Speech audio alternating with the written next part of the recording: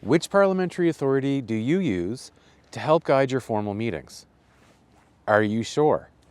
In this episode of Order of Business, we'll break down the proper method of designating a parliamentary authority for your organization.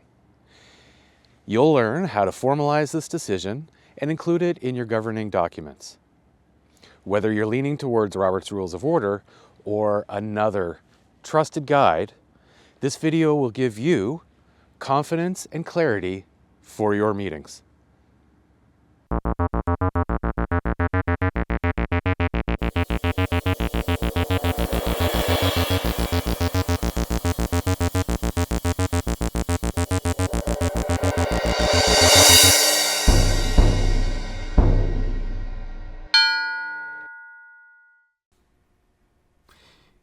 If you're watching this video and you're thinking to yourself, what is a parliamentary authority? Head on over to the video series Monthly Grind and watch my video, Your Meetings Need a Map. Once you've done that, come on back. You'll understand what's going on at that point. Right now, you might be thinking to yourself, okay, I get why this is important, but how can my organization formally designate a parliamentary authority, and how do we do it in the right way? Or you might be asking, how do I really know if my organization has formally adopted the rule book that everybody assumes that we're using? You're not alone. These questions come up more often than you'd think. So here are the 3 steps that you will want to use in order to formally adopt and designate a parliamentary authority that is right for your organization.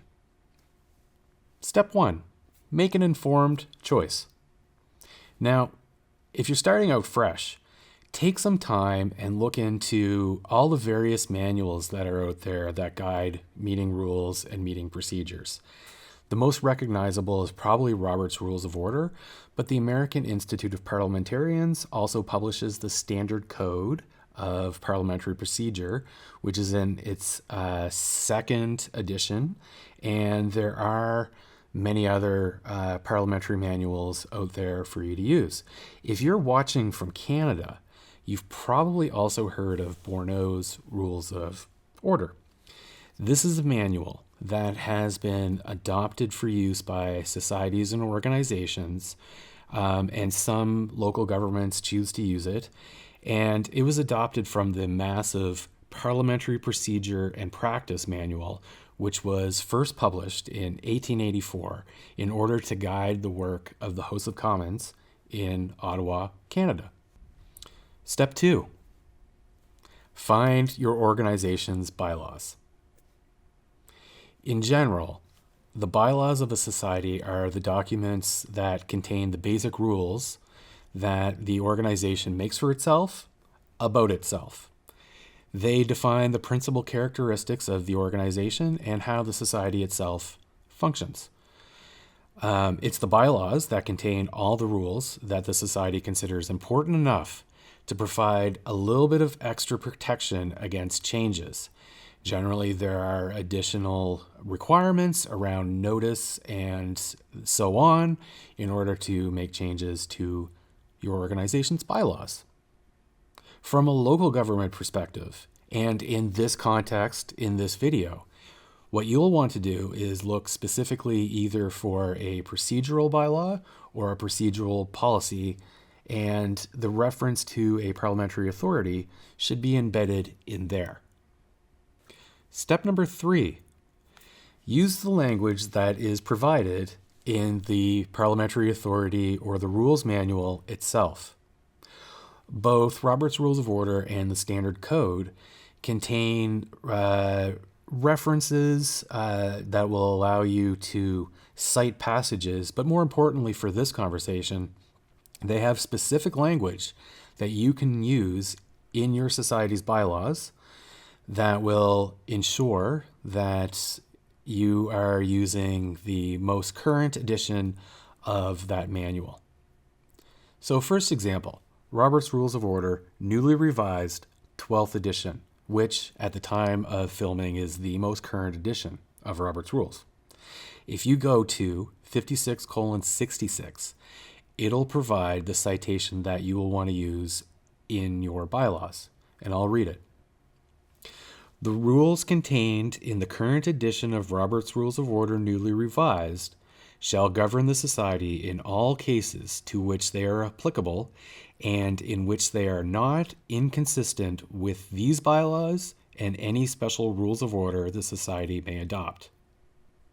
The standard code has provided enabling language at 0.30, and it states, in all matters not covered by applicable law, its constitution, bylaws, standing rules of order, or temporary rules, this organization shall be governed by the current edition of the American Institute of Parliamentarians Standard Code of Parliamentary Procedure.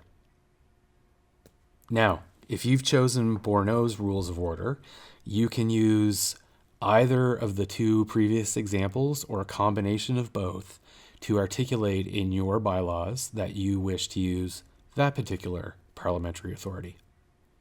Remember, these examples aren't the only parliamentary authorities that are out there. There are others.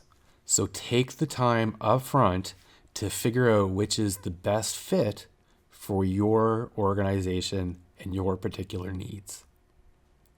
So what can I do right now with this information?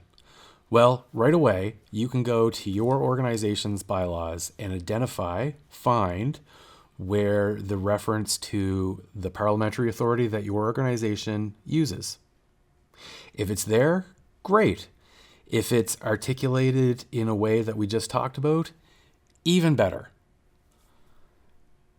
If it's missing or could use some updating, bring this to the attention of the group. Let them know that you've watched this video and know how your organization can designate the parliamentary authority that would work best for you. Meeting adjourned for this episode of Order of Business. If you found this interesting or helpful, please hit the like button and remember to drop any questions that you might have down in the comment section.